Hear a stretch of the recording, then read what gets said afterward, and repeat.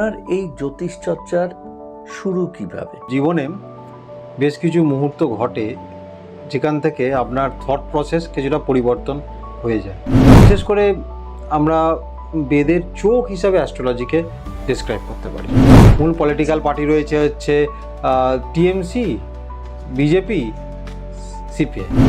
ওই বাড়িতে যদি কারোর ডেথ হয়ে থাকে তো তার অরাটা অনেক সময় ওখানে থাকে, যেটা শনি মোটামুটি এক একটা রাশিতে 2.5 বছর করে থাকে।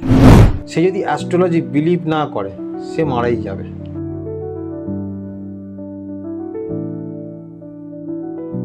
নমস্কার, সুনন্দিতের কথা মঞ্চে আপনাদের সকলকে স্বাগত। আমার সাথে আজকে রয়েছেন পেশায় অধ্যাপক এবং নেশায় জ্যোতিষবিদ সুজিত নন্দী। আপনাকে স্বাগত জানাই। নমস্কার।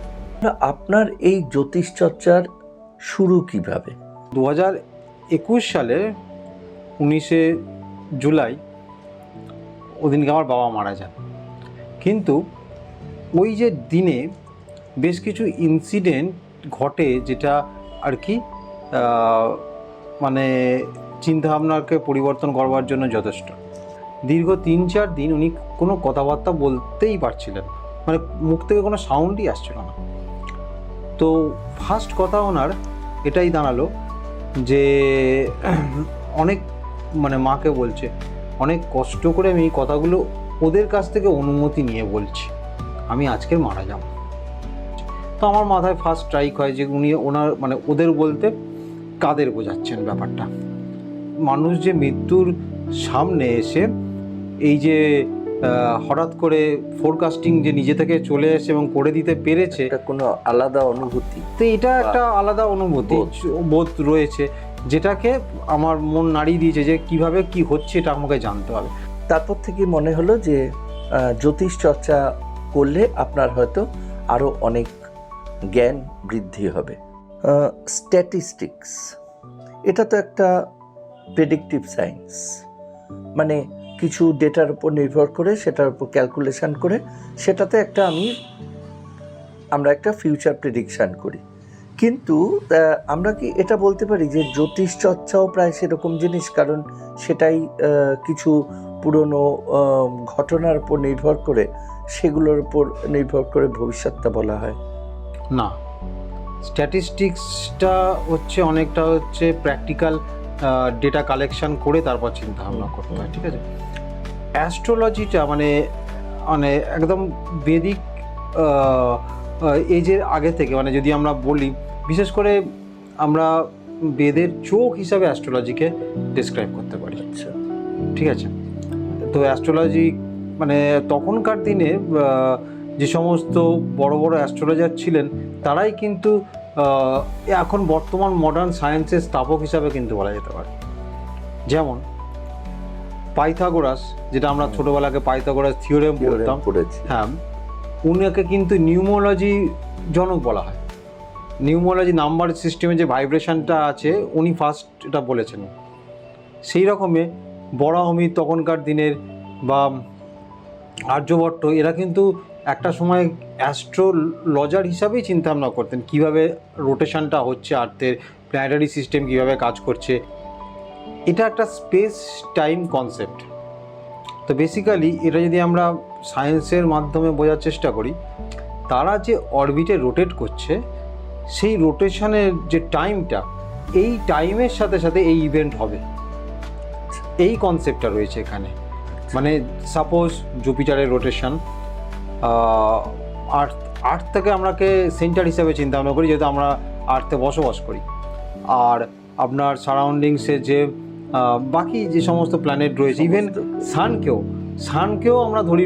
আর যেহেতু আর্থকে আমরা ফিক্সড পয়েন্ট হিসাবে, রিলেটিভিটি কনসেপ্ট যদি লাগাই, আর্থকে ফিক্সড পয়েন্ট হিসাবে ভাবি, পার্সপেক্টিভে সানও রোটেট করছে, এবং সেই এফেক্টগুলো এই পরপর রোটেশনের সাথে পরপর প্ল্যানেটের সিস্টেমে যে টাইমটা, এই টাইমের সাথে এই ইভেন্ট হবে।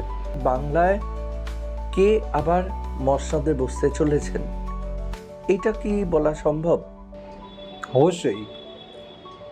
এখান থেকে জানা যেতে পারে যে কে নির্বাচিত হবেন, সেটাও জানা যেতে পারে। আচ্ছা, তারও ম্যাথমেটিক্স আছে। কোন ধরনের ম্যাথমেটিক্স আমাকে কাজে লাগাবো দেখতে হবে, এবং সেই ম্যাথমেটিক্সটা কীভাবে ডেভেলপ করব সেটা হাতের মাথা দরকার আছে। একটু আমার একটু স্পেসিফিক ওই জায়গাগুলো, মানে কোন কোন বিষয়গুলি নিয়ে ভাবলে আমরা ওই একটা সমাধানে পৌঁছতে পারবো যে ওয়েস্ট বেঙ্গলের, হ্যাঁ, এটা ফার্স্ট অফ অল আমাকে জানতে হবে যে মান্ডেন অ্যাস্ট্রোলজি, যেটাকে স্থানের অ্যাস্ট্রোলজি বলে, মান্ডেন অ্যাস্ট্রোলজিতে ওয়েস্ট বেঙ্গল কোন নক্ষত্রকে ক্যারি করে এটা আমাকে জানতে হবে। মান্ডেন অ্যাস্ট্রোলজির যদি আপনি চার্ট দেখেন, ওটা ইন্ডিয়ার পার্সপেক্টিভে তৈরি হবে, ইস্ট ওয়েস্ট নর্থ ইস্ট এরকমভাবে বেশ কিছু নক্ষত্র থাকে, যেরকম আমাদের 27 স্টার আছে, নক্ষত্র বলি এটাকে আপনাকে, 27টা নক্ষত্র পুরো ব্রহ্মাণ্ড। অ্যাকচুয়ালি কী বলুন তো, আমরা 27টা বলি, ব্যাপারটা হচ্ছে 27টা নাথিং বাট এ ডিরেকশন। এই যে নক্ষত্রগুলোর কথা বলছি, এটা হচ্ছে গ্যালাক্সির হিউজ নাম্বার অফ নক্ষত্রের কালেকটিভ এফেক্টকে একটা বলি। এইভাবে আমরা 360 ডিগ্রিকে 27টা পয়েন্টকে ডিভাইড করে 27টা নক্ষত্রের কথাবার্তা বলি। আচ্ছা, মানে এখানে যা কিছু আছে একটা রোটেশন এবং তার পুরো 360 ডিগ্রি, ঠিক আছে। তো ওয়েস্ট বেঙ্গলের একটা পার্টিকুলার নক্ষত্র ইন্ডিয়ার রেসপেক্টে পড়ে। এইবার ইন্ডিয়ার একটা বার্থ চার্ট রয়েছে, সেটা আমরা কীভাবে চিন্তা ভাবনা করি, যে সময় ইন্ডিয়া স্বাধীন হয়েছে 1947 15 আগস্ট রাত 12টা, ওইটার মধ্যে আমরা একটা বার্থ চার্ট রেডি করতে পারি। সেই বার্থ চার্টে পজিশানটা দেখে যখন আমরা ওয়েস্ট বেঙ্গলের কথাতে চলে আসবো, ওয়েস্ট বেঙ্গলের নক্ষত্র ওই বার্থ চার্টে যে পজিশান রয়েছে সেইটাকে নিয়ে আমি ওয়েস্ট বেঙ্গলের একটা বার্থ চার্ট বানাতে পারবো। আচ্ছা, ঠিক আছে, ওয়েস্ট বেঙ্গলের চার্ট বানিয়ে নিলাম। এইবার ওয়েস্ট বেঙ্গলের চার্ট অনুযায়ী তার দশা অন্তর্দশাতে কী ধরনের প্রেডিকশান আসবে সেটা একটা রেডি হয়ে গেল। এবার আমার এখানে মূল পলিটিক্যাল পার্টি কটা রয়েছে, মূল পলিটিক্যাল পার্টি রয়েছে হচ্ছে টিএমসি, বিজেপি, সিপিআই, তিনটেই আমরা যদি ধরি মেন পলিটিক্যাল পার্টি, কম বেশি ধরা যেতে পারে। কোন কোন বিষয়গুলি নিয়ে হিসাব করলে আমরা এই বিষয়ে নিশ্চিত হতে পারি? এদের তো একটা স্থাপিত দিবস আছে তো সেটার রেসপেক্টে তারও একটা চার্ট বানানো যেতে পারে, পলিটিক্যাল পার্টির চার্ট। এইবার সেই চার্টের সাথে যদি সেই পার্টিগুলো কখন স্থাপিত হয়েছে, এবার এই 4টে পার্টিতে যদি চার্ট বানিয়ে এইবার আমার কাছে ওয়েস্ট বেঙ্গলের নক্ষত্র এখন জানা রয়েছে, ওই 4টে পার্টির ওই রকম পজিশানে ওই নক্ষত্রে কোন ধরনের প্ল্যানেট রয়েছে এবং সে কি কোন মানে হাউস ক্যারি করছে, সেই জায়গাটা চলে এলাম। তাহলে অটোমেটিক্যালি ওই পলিটিক্যাল পার্টি আসবে কিনা আমরা বুঝতে পারবো। তার মানে বাংলাকে আগামী দিনে কে নেতৃত্ব দেবেন এই বিষয়টা জ্যোতিষ চর্চার মাধ্যমে বলে দেওয়া সম্ভব। সিএম এর ব্যাপারে আমার কি তখন আসবে ক্যান্ডিডেটের ডেট অফ বার্থ। মানে এত কটা লেয়ার করে তারপরে আসবে ক্যান্ডিডেট ডেট অফ বার্থ। এবার যখন আমি ক্যান্ডিডেট ডেট অফ বার্থে আসছি, তো আমাকে জানতে হবে আদার্স ক্যান্ডিডেট কারা সিএম ক্যান্ডিডেট আছে, তাদের সাথে তো কম্পেয়ার করাতে হবে। মানে আপনি এটা ভাববেন না শুধুমাত্র সিএম এর কথা বলছি, আপনার যে বিধানসভা তো সেখানেও তো 3-4 জন দাঁড়াবে রয়েছে। এবার সেই 3-4 জনের একটা বিধানসভাতে জেতার কথা বলছি, তারপর তো সিএমটা আসবে। তো 4 জন ধরুন বিধানসভার মধ্যে, তাদের মধ্যে 4 জনের কিছু তো ভালো হচ্ছে গ্রহ নক্ষত্রের পজিশন দিয়ে, তবে তো তারা নমিনেশন পেয়েছে। এটা হচ্ছে পলিটিক্যাল পার্টি, এটা একটা ফার্স্ট।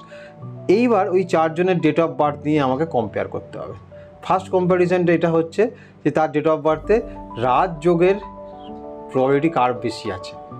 এবার প্রত্যেকটা একটা রাজযোগ মানে যখন আমি এবার সেই রাজযোগের একটা ইন্টারভ্যাল আছে, মানে এমন নয় যে হুটহাট করে হয়ে গেল। ধরুন আপনার রাজযোগ 5 বছর পরে আসছে, আপনি এই মোমেন্টে দাঁড়ালেন, তাহলে তো কিন্তু আপনি রাজযোগ বলে দিতে পারছেন যে ওনার রাজযোগ আছে হবে, কিন্তু এই ইলেকশনটা যে জিতবেন সেটা কিন্তু এটা কিন্তু আসবে না। অর্থাৎ ভাগ্যে আমার কি আছে, গ্রহযোগ কি আছে, তার উপর আমি সিএম হব কি হব না নির্ভর করবে, নাকি আমি কি কাজ করলাম তার উপরে হব কি হবে না নির্ভর করবে? কর্মফল তো অবশ্যই হয়। আপনার কোনো একটা কাজ হচ্ছেই না, আপনার বিদেশ যাত্রাটা হয়তো ধরুন শনি আটকে দিচ্ছে, ওকে, ঠিক আছে, তো ওই আটকে দিচ্ছে এটার রেসপেক্টে আপনাকে 3-4টে ধরনের কর্ম করতে হবে এবং সেটা আপনি জেনে গেলেন। জেনে যাওয়ার পরে কর্ম করতে হবে মানে যে যেটাতে কিছু কাজ শনি তুষ্ট হয়ে যাবেন। হ্যাঁ, আচ্ছা, এবার কিছু কিছু কাজ করলেন, সাপোজ কিছুই নয়, আপনার বাড়ির সামনে কিছু পিঁপড়ে ঘুরে বেড়াচ্ছে, তাদেরকে চিনি দিয়ে দিলেন। আচ্ছা, সাপোজ আমি একটা বলছি, এটাই যে হ্যাঁ। সলিউশন এটাও নয়, মানে এরকম বললাম। তারপরে ধরুন কোনো পশু রয়েছে, তাকে খাবার খাওয়ালেন। আচ্ছা, এইগুলোতে অনেকটাই এফেক্ট কমে যায় এবং এই সমস্ত কর্মের রেসপেক্টে আপনি কিন্তু একটা জায়গা পাবেন। মানে কর্ম একটা বিশাল বড় ফ্যাক্টর, সেটাও তো আপনাকে চিনতে হবে। ফার্স্ট যদি আপনি কর্মকে চিনতে না পারেন, তাহলে আপনার আমি তো বলবো যে ধরুন, আমি অনেক কেসকে তো দেখি আর কি, লোকজন আসে আমার কাছে, ধরুন কোন একটা মানুষ, তার যদি ডেথ যোগ থাকে, সে যদি অ্যাস্ট্রোলজি বিলিভ না করে, সে মারাই যাবে।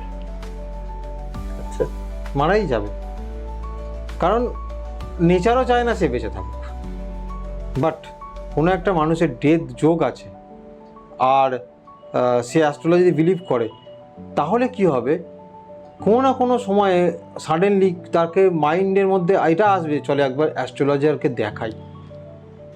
আমি আর একটা অ্যাস্ট্রোলজির কথা বলবো, যেটা খুব কম লোকজন ক্যালকুলেশন করেন, কেপি অ্যাস্ট্রোলজি। আচ্ছা, এইটা ক্যালকুলেশন এর পারফেকশন, মানে আপনি যদি বেদিক অ্যাস্ট্রোলজির মধ্যে আসেন, বেদিক অ্যাস্ট্রোলজির ধরুন যে টাইম পিরিয়ডটা আপনার 4 to 5 মান্থসের মধ্যে দেবে। ধরুন কোনো একটা পার্সনের একটা অ্যাক্সিডেন্ট হচ্ছে, আমার যদি অ্যাস্ট্রোলজার এইটা বলে আপনার জীবনে একটা অ্যাক্সিডেন্ট আছে, ঠিক আছে, এটা একটা কথা হলো।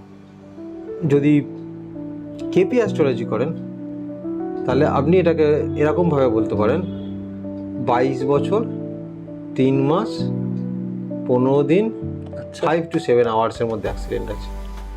এটা আলাদা করা, সমস্ত অ্যাস্ট্রোলজার ক্যালকুলেশন কীভাবে করছে না করছে। কারণ আমাদের সোসাইটিতে একটা জিনিস খুব মানে ভালো পাওয়া যায়, সেটা হচ্ছে ফেক। ধরুন অ্যাস্ট্রোলজি, আমরা কোনো একটা সমস্যা দেখলাম, তাহলে সেই সমস্যার জন্য আপনার কাছে যখন এসেছে, সেটার প্রতিকার তো সে চাইবে। এবার প্রথম কথা, তার প্রতিকার হয় কি না। আমি প্রথমেই বললাম যে ধরুন কারো একটা ডেথ পয়েন্টে রয়েছে 1.5 বছর পরে, তার মানে তার প্রতিকারটা আমরা হতে পারে, তখন আমি তাকে বলবো কাজটা করো। আর যদি কাছাকাছি চলে আসে 1-2 মাস, তখন আমি বলবো কাজ করার দরকার নেই, কেন আমার হাতের বাইরে। তাও ক্লায়েন্টরা কাজ করায়, কিন্তু আমার হাতের বাইরে জেনেও। এবার তন্ত্রের মানে হচ্ছে প্রতিকার করা, প্রতিকার স্টোনে হয়, প্রতিকার দেওয়া। এবার প্রতিকারের স্টোন যেটা হয় না, সেখানে হচ্ছে একটা বিশাল বড় বিজনেসের ব্যাপার থাকে। 500-এর জেমস্টোন 50,000-এ লোকে বিক্রি করে। কিন্তু প্রতিকারের যে যখন কথা আসে, একদম বেদিক অ্যাস্ট্রোলজি সায়েন্সটার মধ্যে, আমি সায়েন্সই বলছি, সায়েন্সটার মধ্যেই ফার্স্ট প্রায়োরিটি কিন্তু আসে তন্ত্র সাধনার মাধ্যমে তৈরি করা কিছু জিনিস। ফার্স্ট প্রায়োরিটি কিন্তু আপনার নয়, রত্ন ধারণা। কারণ এই মোমেন্টে আমাদের দেশে যারা তন্ত্র সাধক হয়, তারা বায়াসড হয়ে থাকে, নেগেটিভ কাজকর্ম করে, তার জন্য লোকজন বাধ্য হয়ে রত্নের দিকে যায়। কিন্তু অ্যাকচুয়ালি তন্ত্রের কাজই হলো যে গ্রহ নক্ষত্রের কানেকশন সমস্যার সমাধান করা, অরিজিনালি যদি ভাবেন। যারা এই ধরনের ভবিষ্যৎবাণীগুলো করে থাকেন, তা সেগুলো কেন একরকম হয় না, বিভিন্ন মতভেদগুলো হয় কেন? সত্যি এটা হতে গেলে প্রপার ক্যালকুলেশন করা দরকার। ভ্যারিয়েশন এই কারণে হয়, তার কারণ হচ্ছে প্রপার যে ক্যালকুলেশন করা, সেটা কোথাও না কোথাও মিসিং লাগে। প্রেডিকশন উইদাউট ক্যালকুলেশন, আর এইটার জন্য আপনাকে ক্যালকুলেশন করতে হবে 6 to 7 আওয়ার্স। আপনি করবেন। বাস্তুটা কি অ্যাস্ট্রোলজির সাথে কোনোভাবে যুক্ত? ডাইরেক্টলি যুক্ত। প্রত্যেকটা বাড়ির একটা সেন্টার আছে, সেই সেন্টারে সেইটার হচ্ছে বাস্তু সেন্টার, সেই সেন্টারে ভারী কিছু জিনিস রাখা যাবে না। আচ্ছা, যদি সেই সেন্টারটা কি করে বোঝা যাবে? আপনি আপনার বাড়ি যদি একটা স্কোয়ার বা রেক্ট্যাঙ্গুলার এরকম শেপে হয়, তাতে বোঝা একটু ইজি। দুটো ডায়াগোনাল ড্র করলেন, মাঝখানে আপনার তো পেয়ে থাকবে যেরকম জিওমেট্রিক্যাল সেন্টার চলে আসে। ওকে, এইবার তখন যদি আপনি এখানে আমি মাঝে মধ্যে কিছু ফিজিক্স লাগিয়ে দিই, ঠিক আছে, মানে ফিজিক্স তো ছাড়া যায় না। আমাদের ফিজিক্সে একটা সেন্টার অফ মাস বলে কথা রয়েছে, ঠিক আছে। এবার কি হয়, আমি একটা কোনো বাড়িতে গেলাম, যেখানে দেখা গেলাম একটা এল প্যাটার্ন জমি রয়েছে, বা বাড়িটা এল প্যাটার্ন তৈরি করেছে। এবার আমি তার সেন্টারটা কোথায় পাবো? হয়তো দেখা যাচ্ছে তার বাড়ির যে সেন্টারটা রয়েছে সেটা হচ্ছে পাশের বাড়ির জায়গাতে পড়েছে। আচ্ছা, সে তো আমি কোনোভাবেই কন্ট্রোল করতে পারবেন না। তখন যেটা আপনি কন্ট্রোল করতে না পারবেন সেই জায়গায় বসবাস করা একদম উচিত নয়। তার শরীর, স্বাস্থ্য, মন এবং লাইফের যে আপনার প্ল্যানেটারি সিস্টেম ভালো আছে, আপনার কোনো একটা কাজ হতে চলেছে, ধরুন আপনার হয়তো একটা খুব বলছি লটারির যোগ আসতে চলেছে, মানে আপনি একটা ভালো অ্যামাউন্ট পাবে, ও বাড়িতে থাকলে সেটাও আপনার যাবে। অরাঘটিত প্রবলেম আরেকটা আছে। আচ্ছা, সেটা কি? অরাঘটিত হচ্ছে, ধরুন এটাতে আপনি নতুন বাড়ি করলেন না, বা আপনি যে জমির উপর বাড়ি করেছেন সেই জমিটা ভালো ছিল না কোনো এককালে, হয়তো এমন কিছু মার্ডার হয়েছিল সেই জায়গাটাতে, যে জমি, আর আপনি তো জমি অনেক তলায় কী আছে জানবেন না, যতটুকুনি আছে সেখানে আপনি বাড়ি করলেন, সেই জায়গায় হচ্ছে অরাঘটিত একটা প্রবলেম তৈরি হয়। এটা একটা প্রবলেম নতুন বাড়ির ক্ষেত্রে। আর পুরাতন বাড়ির ক্ষেত্রে যদি আপনি পুরাতন বাড়ি কেনেন, ওই বাড়িতে যদি কারোর ডেথ হয়ে থাকে, তো তার অরাটা অনেক সময় ওখানে থাকে, যেটা মানে আপনি ওখানে গেলে আপনার সারাউন্ডিংসের মধ্যে সেটা আসতে পারে। পারিবারিক অশান্তি একটা বড় বিষয়, তো এর সাথেও কি বাস্তুর যোগাযোগ আছে? পারিবারিক অশান্তি বলতে দু ধরনের পারিবারিক অশান্তি আমরা সাধারণত শুনে থাকি। একটা দুই ভাইয়ের মধ্যে অনেক অশান্তি, সময় অথবা হাজব্যান্ড ওয়াইফের মধ্যে। হাজব্যান্ড ওয়াইফটা ম্যাক্সিমাম শোনা যায়, কারণ এখন তো ভাইয়ের ব্যাপারটা অনেক কমে গেছে ব্যাপারটা। হ্যাঁ, তো হাজব্যান্ড ওয়াইফের তাদের ইন্ডিভিজুয়াল যে চার্ট রয়েছে, বার্থ চার্ট রয়েছে, যদি সেখানে কিছু দোষ ছিল একটা, মানে বিয়ের আগে, সেটা কি বিয়ের ব্যাপারে, মানে মাঙ্গলিক দোষ, অনেক ধরনের দোষ হয়, কম্প্যাটিবিলিটি যেটা বলা হয়। আচ্ছা, সেটার মধ্যে অষ্টকূট মিলন একটা পার্ট আছে, কম্প্যাটিবিলিটি। সেখানে আপনি দেখতে পাচ্ছেন যে কোনো একটা, ধরুন আপনি হেলথ, আপনার হেলথে একটা 0.0 এলো, লাভ 0 এলো। এবার যদি হেলথ আর লাভ যদি 0 হয়ে যায়, তাহলে আপনার বিয়ে মানে তো স্যাক্রিফাইসই করা। এটা খুব কমন কথা শোনা যায়, ওই শনির দশা, সাড়ে সাত, এই ব্যাপারগুলো কি? ধরুন আপনার বার্থ চার্টের মধ্যে হচ্ছে একটা রাশি আছে, মানে রাশি যেটা আমরা বলি, রাশি তো 12খানা থাকে, কিন্তু যেখানে চাঁদ বসে থাকে সেটা হচ্ছে আপনার রাশি। যদি আপনি এরকমভাবে একটা স্ন্যাপচ্যাট নিলেন, একটা ইমেজ চলে এলো, সেই ইমেজের মধ্যে আপনি দেখতে পেলেন সব ফিক্সড হয়ে দাঁড়িয়ে রয়েছে, আর্থ, সান, শনি, আমাদের যদি পুরো এখানকার যেটা ভাবা যায়, কিন্তু অ্যাকচুয়ালি তো তা নয়, তারা তো সবসময় রোটেট করছে। তার মানে আজকের যেখানে মুন রয়েছে যে রাশিতে, তার মানে সেই রাশির উপর দিয়েও শনি এরকমভাবে রান করবে, তাই তো। মুন ধরুন আপনার মেষ রাশিতে রয়েছে, মেষ রাশিকে আমরা 1 নম্বর রাশি বলি, আর মিনকে হচ্ছে 12 নম্বর রাশি বলি। তা রোটেট যেহেতু করছে, 12-র পরে 1, 2 এরকম আসবে।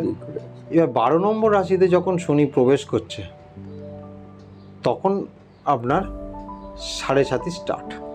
মীন রাশিতে যখন ঢুকলো, মানে 12 নম্বর রাশি ঢুকলো তখন 7.5 স্টার্ট। এবার 7.5 কথাটা আসছে 7.5 বছরকে নিয়ে। শনি মোটামুটি একটা রাশিতে 2.5 বছর করে থাকে। এবার আপনার রাশির আগের রাশির 2.5 বছর, আপনার রাশি 2.5 বছর, আপনার রাশির পরের রাশির 2.5 বছর, 3টে 2.5 বছরকে কানেক্ট করে 7.5 তৈরি হচ্ছে।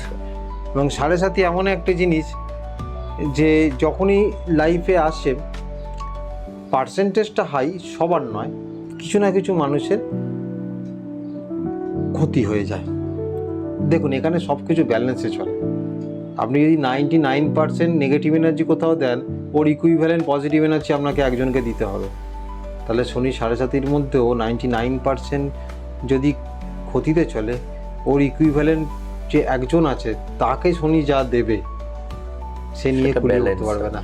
তার মানে ওই 99% ক্ষতি করা আর একজনের ততটা ডেভেলপমেন্ট, মানে এটা আপনি ভাবতে পারছেন মানে যে তারও সাড়ে সাথে চলছে তো। 7.5 তখন চলছে। আচ্ছা, এবং এটাই ইন্টারেস্টিং ব্যাপার, এই জিনিসগুলো সহজে লোকে ধরতে পারে না, বাট তার 7.5 পার্সেন্টেজটা খুবই কম।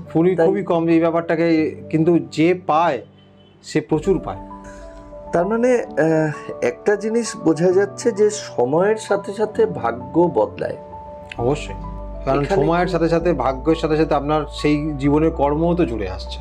মানে টাইম অ্যান্ড স্পেসের সাথে কোথাও গিয়ে একটা আমাদের প্রাত্যহিক জীবনটা যুক্ত, অবশ্যই সরাসরি। সরাসরি যুক্ত।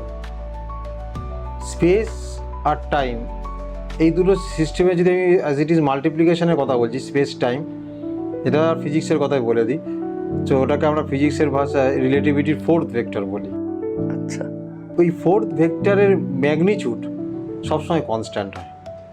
মানে আপনি যে স্পেসেই থাকুক না কেন, ওই যে 4th ভেক্টরটাকে চিন্তাভাবনা করি, তার ম্যাগনিচিউড আপনি সব যে প্ল্যাটফর্মেই থাকুন না কেন কনস্ট্যান্ট হয়।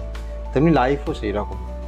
আপনার লাইফ সাইকেল একটা রোটেশনে চলে। অ্যাস্ট্রোলজিটা মানে ম্যাথমেটিক্স সাপোর্ট ছাড়া তাহলে আপনাকে ওই যে বললাম না, এইরকম সময় একটা হতে পারে এরকম বলে সারা জীবনে কোন সময় হতে পারে আপনি আর কিছু বলতে পারলেন না। আপনার জীবনে এই হবে, ওই হবে, তাই হবে, এটা বলা যায়।